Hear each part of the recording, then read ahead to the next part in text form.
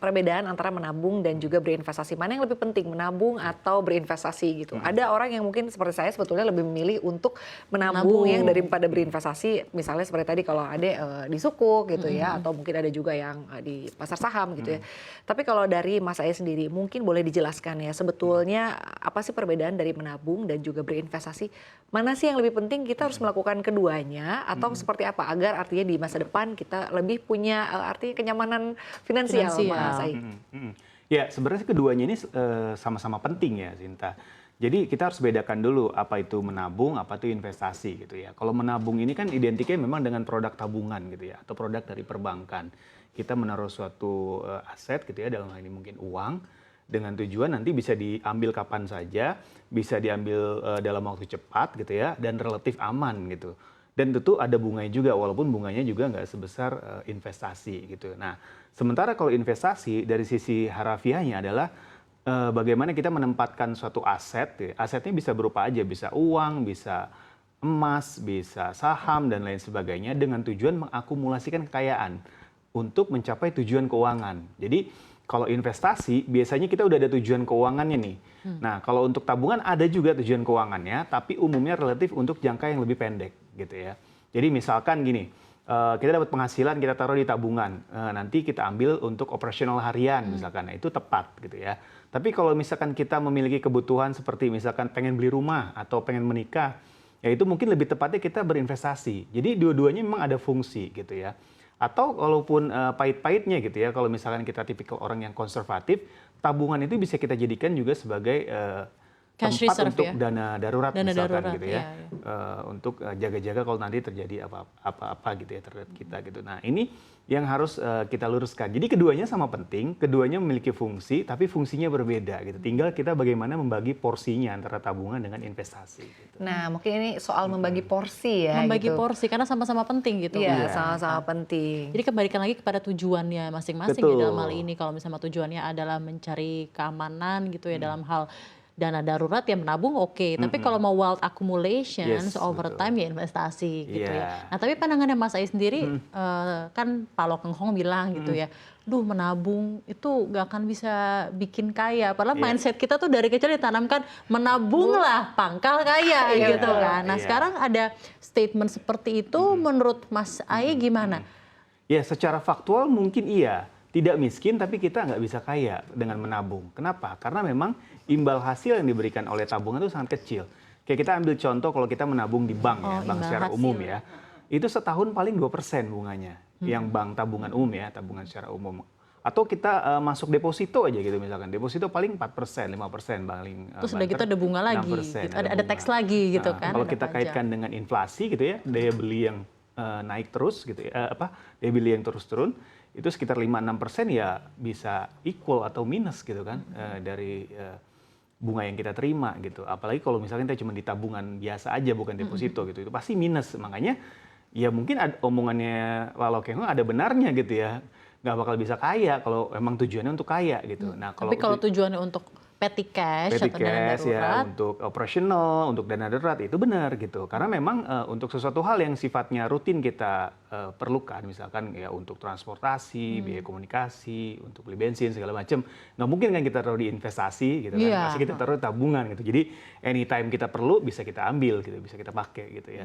Nah, itu memang fungsinya seperti itu. Tapi kalau untuk mengakumulasikan kekayaan tadi kata Sinta bilang, ya salah sasaran gitu. Makanya ya pendapatnya mungkin ada benar ya dari Pak Lo Keng Hong, kalau lu nabung ya lu nggak bakal bisa kaya gitu. Jadi kalau mau kaya ya investasi gitu. Oke, menarik. Betul, menarik tapi membahas mengenai faktor-faktor ya yang harus diperhatikan. Kalau tadi Mas Aye sempat menyinggung sedikit nih, kita mungkin porsinya yang harus kita benahi. Mempelajari berapa bagian yang harus ditabung, berapa bagian yang harus diinvestasikan. Mempelajari faktor-faktor sebelum artinya melakukan keduanya. Apa saja sih Mas Aye? Iya, nah yang paling penting adalah kita harus pisahkan dulu tabungan yang kita alokasikan ini untuk apa. Biasanya orang itu memisahkan tabungan itu untuk operasional ya. Nah sekarang apalagi zamannya bank digital ya, sudah banyak fitur-fitur yang sifatnya kayak pocket gitu. Jadi kita bisa alokasikan, misalkan kita bagi pocketnya satu untuk transportasi, misalkan satu untuk komunikasi, satu lagi misalkan untuk apa ya, beli makan gitu ya. Jadi dari penghasilan yang kita dapat kita bisa bagi-bagi, dialokasikan di tabungan itu. Jadi Sebenarnya paling enak memang porsinya itu kita sesuaikan dengan kebutuhan kita gitu. Misalkan dari 100% penghasilan kita, berapa yang memang untuk operasional? Let's say biasanya kalau dari sisi perencanaan keuangan maksimal 60%. Ya udah 60% kita taruh di tabungan gitu misalkan. Ada yang untuk dana darurat 10%, misalkan ada untuk kebutuhan makan gitu, misalkan 20%. Ada yang untuk kebutuhan let's say transportasi, beli bensin, misalkan servis kendaraan dan lain sebagainya 10% dan sisanya untuk yang lain-lain gitu. Nah, itu kita pisahkan, kita alokasikan di tabungan dengan pocket masing-masing misalkan. Begitu pula dengan investasi. Investasi misalkan kita ambil minimal 10% dari penghasilan yang kita terima setiap kita mendapatkan gaji misalkan kalau kita orang kantoran gitu ya. Kita sisihkan 10% ke instrumen investasi sesuai profil resiko kita gitu ya. Kayak Sinta mungkin tipikalnya moderat gitu ya. Ya oke, investasi aja ke instrumen yang moderat misalkan gitu ya. Seperti obligasi tadi dibilang ya, sukuk, ori gitu ya. Itu kan instrumen yang moderat. Atau kalau mau konservatif lagi bisa juga ke logam mulia misalkan gitu ya. Atau kalau mau sedikit lebih agresif ya bisa ke saham, ke kripto sekarang kan, atau instrumen-instrumen lainnya. Jadi memang pilihannya sekarang semakin beragam, semakin banyak, tinggal kita tahu kebutuhan kita apa, tujuan keuangan kita apa, baru kita alokasikan porsinya yang tepat berapa gitu. Oke, jadi kembali lagi ya kepada kita tuh preferensinya mau seperti apa, tujuan kita seperti apa, dari situ kita tentukan kira-kira kita bisa mengalokasikan investasi kita ke instrumen yang mana. Karena sudah mulai banyak pilihan juga gitu ya. Iya.